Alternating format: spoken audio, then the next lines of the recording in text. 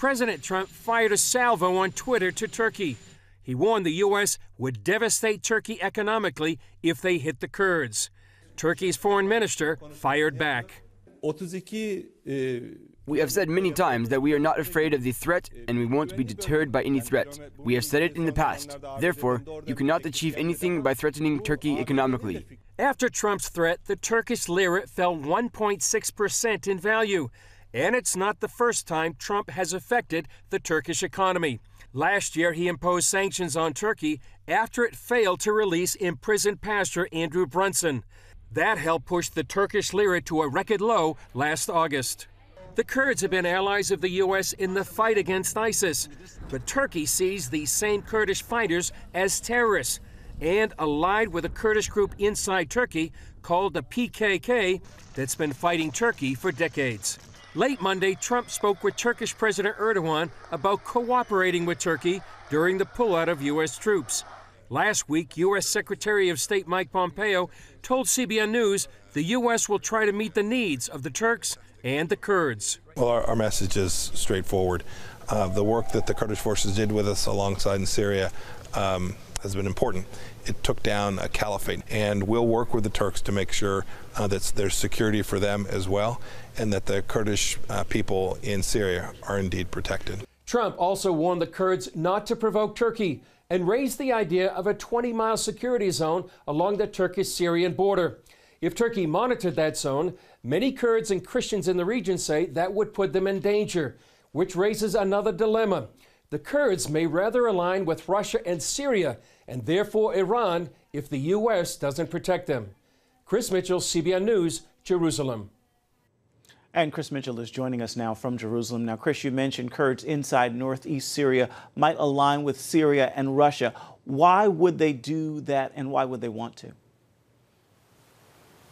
Well, they'd want to do that, Ephraim, because they're really terrified of Turkey coming in and invading the whole northeast part of Syria, as well as this 20-mile security zone. And the other thing that would happen if right after the U.S. announced this possible pullout, the Russians and the Syrians came to the Kurds in northeast Syria and they said, listen, if you align with us, we'll protect you from Turkey. And so that's part of the reason they want to do this. And remember, Ephraim, northeast Syria is very rich in oil. So if they align with Russia and Turkey, that's going to open this part of the Syria to Iran.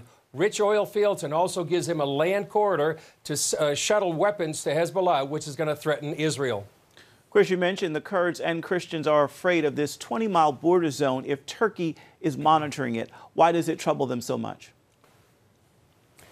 Well, you have to look at history, Ephraim, long-term history and short-term history. Long-term history is that many of the Kurds and Christians in this region actually fled in 1915 during the Armenian genocide. And so that's one thing. They do have a collective memory about that. The other thing is short-term history. Last year in a place called Ifrin, which is in northwest Syria, Turkey came in and captured that region. They did it using jihadist Islamists, Al-Qaeda-like mercenaries that come in, actually went house to house searching for Christians. And so that's why the long-term history, short-term history makes them fearful of what Turkey could do.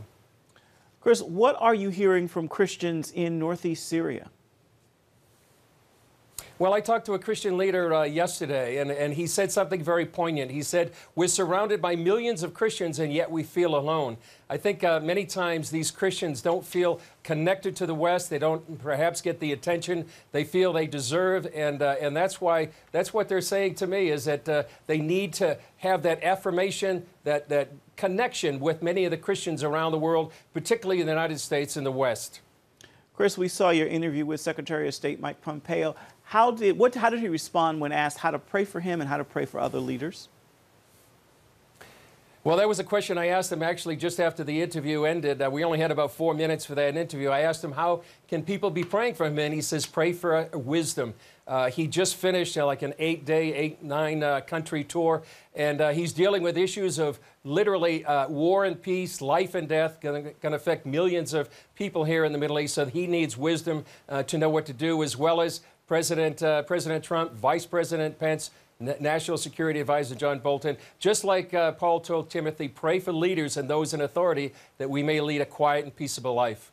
Indeed. Do as the Scripture instructs. CBN News Middle East Bureau Chief Chris Mitchell joining us from Jerusalem. Chris, thank you.